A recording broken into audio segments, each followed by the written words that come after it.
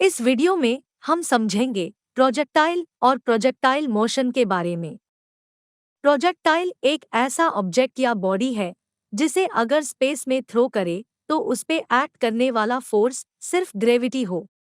कहने का मतलब जब भी किसी मूविंग ऑब्जेक्ट पे प्राइमरीली फोर्स ग्रेविटी एक्ट करे तो उस ऑब्जेक्ट को प्रोजेक्टाइल कहते हैं।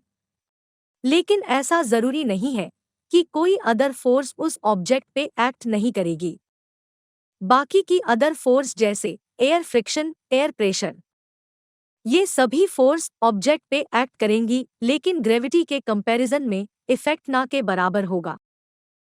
जब प्रोजेक्टाइल ऑब्जेक्ट को किसी फोर्स के साथ थ्रो किया जाता है तो वो ग्रेविटी के इफेक्ट में फॉल करती है और एक कर्व पाथ को फॉलो करती है, और इस कर्व पाथ को हम ट्रेजेक्ट्री कहते हैं। प्रोजेक्टाइल मोशन: जब भी किसी ऑब्जेक्ट या बॉडी को अर्थ सरफेस के नियर थ्रो किया जाए तो ये ऑब्जेक्ट एक कर्व पाथ के अलोंग मूव करता है, और ऐसा इसलिए होता है क्योंकि इस ऑब्जेक्ट को कांस्टेंट फोर्स ग्रेविटी अर्थ के सेंटर के टूवर्ड्स अट्रैक्ट करती है। इस ऑब्जेक्ट को हम प्रोजेक्टाइल और इस मोशन को प्रोजेक्टाइल मोशन कहते हैं।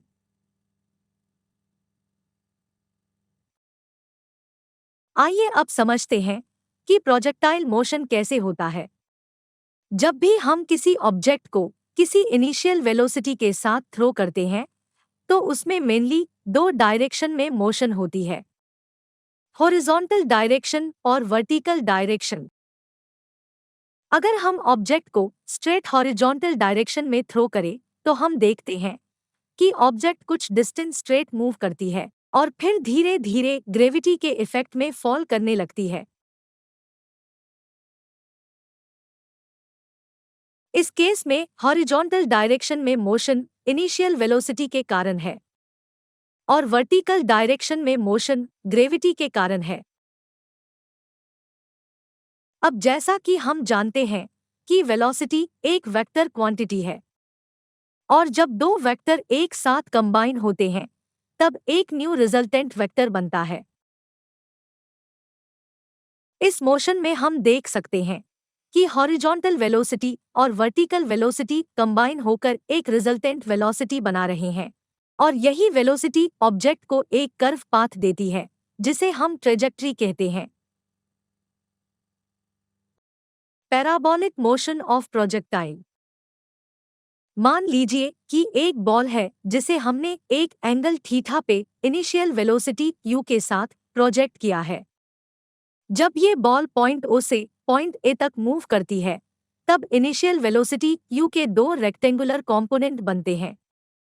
u cos थीटा बॉल को फॉरवर्ड मोशन देती है और u sin थीटा ऑब्जेक्ट को अपवर्ड मोशन देती है।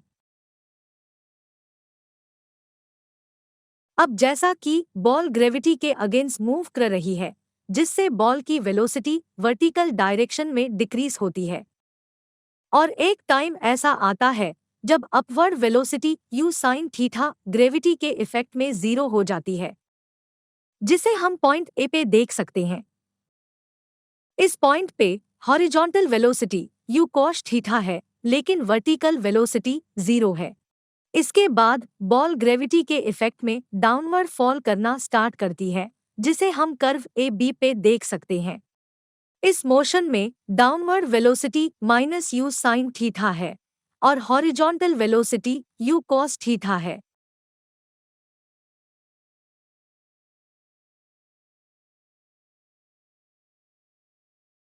एनिमेशन में हम देख सकते हैं कि बॉल ऑब्जेक्ट ने जिस कर्व पाथ पे मोशन किया है वो एक पैराबोलिक पाथ है।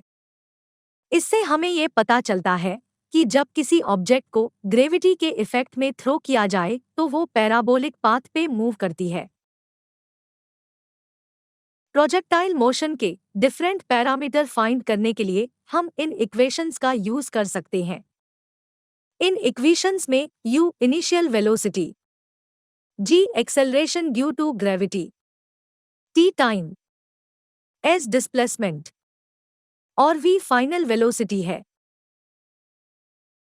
Thanks for watching.